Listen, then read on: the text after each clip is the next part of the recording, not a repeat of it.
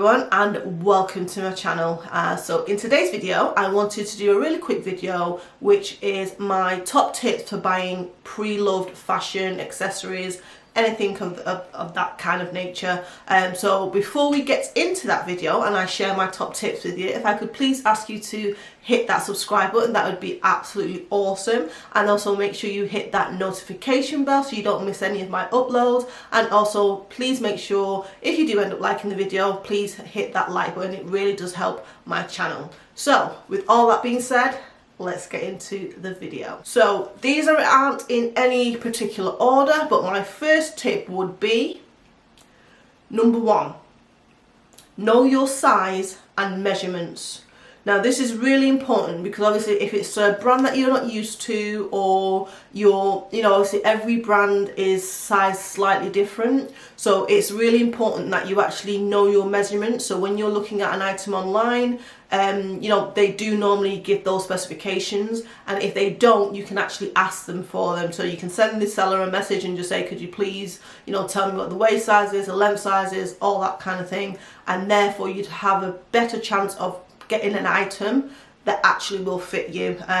Unfortunately, just going off the size that you normally are can sometimes be hit and miss, so I would definitely say know your size before you actually make a purchase. Number two, I would suggest knowing or at least trying to understand what your seller's history is like. So check the reviews of the seller, how they communicate, do they answer questions, have they sold a lot of items, has anyone come back and said obviously there's any issues with the items that they're selling. This also does depend on the sites that you use when you're buying pre-loved. So obviously you've got your eBay, you've got Depop, you've got Vestiaire Collective. You do have a few other ones, but they're the main ones that I kind of tend to use if I'm looking to buy pre-loved.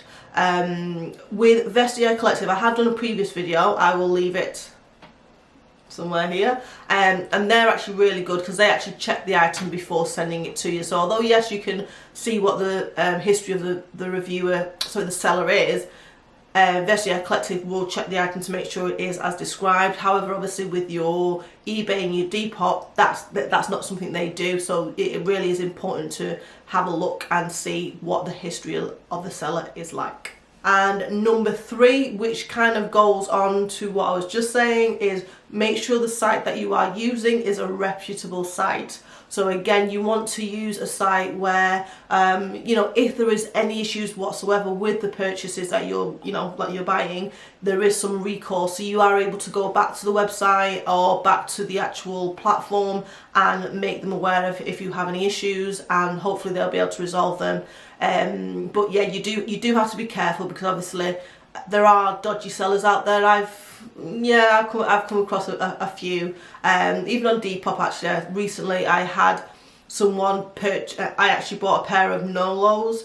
Now this individual sent the item to sent the item to me. Now bear in mind I hadn't paid anything yet, but they said they sent them. I'm thinking was a bit strange. Turns out back and forth for 2 weeks, no item ever came. Luckily I'd used PayPal and the funds were held and I was able just to get my money back. But again, just be careful with the sites that you use, and if you are unsure, you just have to do your own research. And number four, I would say make sure you read the description details well. So make sure you're understanding exactly what the seller is describing, exactly the measurements as I've mentioned previously, but just an overall description. So therefore, when they're showing the picture, the description matches the picture.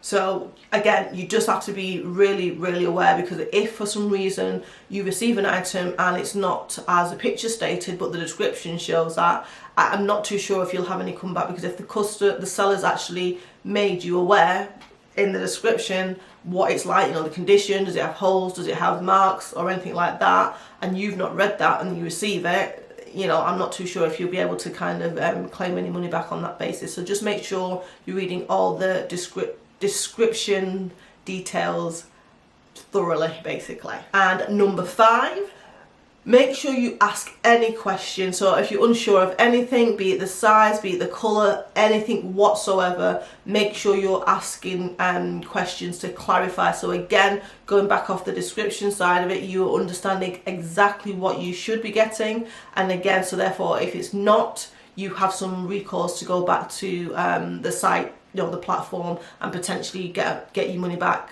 as well. So again, don't be guessing. If you're unsure, think, you know, that's at your own risk then. So just make sure you clarify any kind of questions that you may have. Okay. And then number 6, I would suggest, highly recommend, as I was telling you in my story before, PayPal. If you can, use PayPal. It's so easy to kind of, if you have any issues with sellers or not receiving an item, to get your money back via PayPal. If you do it privately, say, you know, with just a direct debit payment, or use, you know, debit card, credit card, you do have some kind of comeback, but obviously I think that would be a little bit more difficult. And never ever do cash transfers. Do not transfer cash, because once that cash is gone to that other, but you're not getting that back. You're just not. So please use PayPal. If you haven't got PayPal for whatever reason, your next best thing would be to use a credit card or a debit card, some sort of electronic transfer in respects of that, and you do have some sort of comeback if you don't receive an item and things like that. Number 7, don't, and I think some websites will say this, I know eBay says this, and I think Depop also, don't do any transactions off-site, because therefore, if you're doing, and again, similar to what I've just said, if you do anything off-site, you have no comeback, because it's technically a private sale and it's your word against theirs, and therefore you can't go then back to Depop and said, oh well, she was selling on there, but yet you kind of did a little deal outside of that. You're screwed. Well, you're screwed. There's no comeback. So please, if anyone suggests that, don't do it. And if they suggest anything else, I think with that, what I was saying to you before, when someone tried to buy those Manolos, they tried to get me to use a different PayPal as well, which I didn't do, because that's what they had on their actual profile, so I used exactly the same one. So luckily I didn't do that. But again, sometimes they can try and, you know, oh, you know, it's not working off, whatever. That's your business. That's your business. I'm going through what you've put on there, and make sure, don't get swayed because you're excited to get a purchase. Please don't do it. Don't do it. Number 8, I would suggest check for reviews. So again, depending on what you're wanting to buy, if it's shoes, you can, you know, I would suggest like checking reviews on places like YouTube. So when I'm looking to buy a pair of shoes, or if I see a pair of shoes that I like, with Manolos that I bought, I'll pop the video in here as well, another little plug.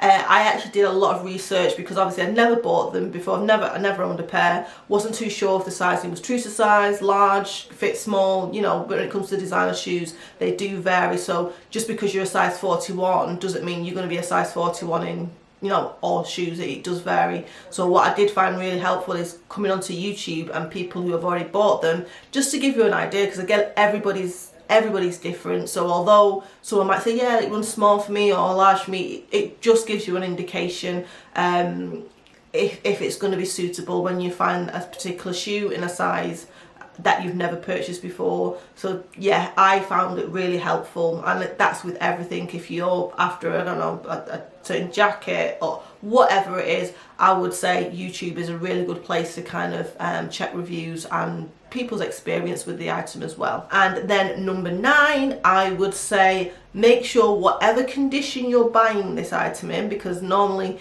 the websites will say, you know, good, used, excellent, you know, if it's never been used, with tags, that kind of thing. If it's something that's used and it's in poor condition, just make sure that if, let's just say, I know there's a lot of handbag sites out there that you can actually go and get bags restored.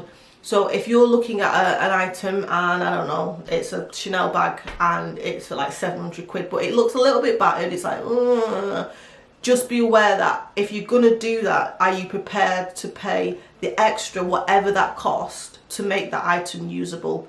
Because there's no point in thinking, yeah, I've got myself a bargain for, you know, 700 quid when it comes to a Chanel bag, if it's going to cost you another £2,000 for them to restore it. Therefore, you're not going to want to pay that because you was hoping to get a bargain. Then you potentially have a bag that you can't really use. So just be mindful of that. I've bought stuff in the past and it's almost like, oh, is it something that I would be prepared to wear straight off the bat, or if not, am I going to be prepared to actually invest some more money into it to make it wearable? And then last but by no means least, number 10, just know that you are going to make mistakes. You are going to get it wrong. You are going to get items and you just think, oh my God, it doesn't fit. Even though I did the measurements, I've done all the right things, I've checked this, I've checked that.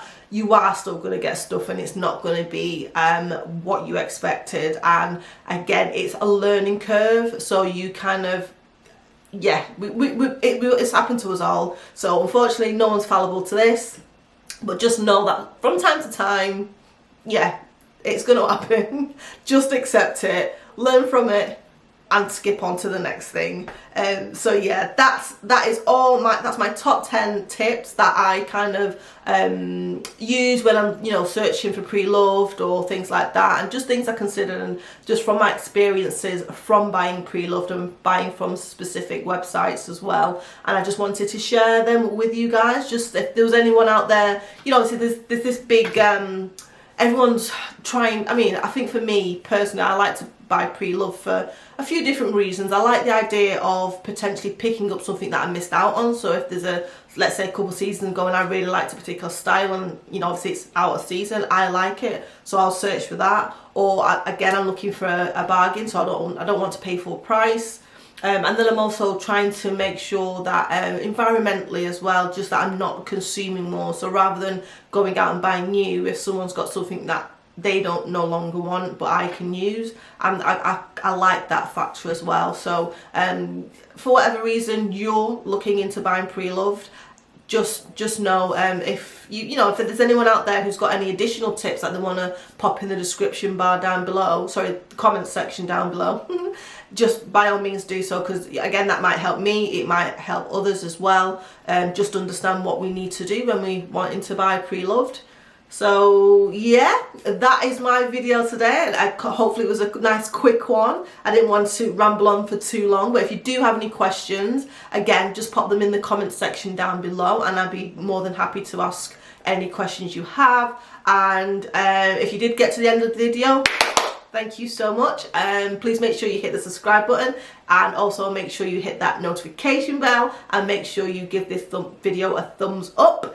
And I will leave you with my last video. It will probably be here somewhere, so you can take a look and see what my last video was. And that is it for me, guys. No more waffling. I'm gonna move on with my day. And thank you so much for watching, and I'll see you next time. Bye.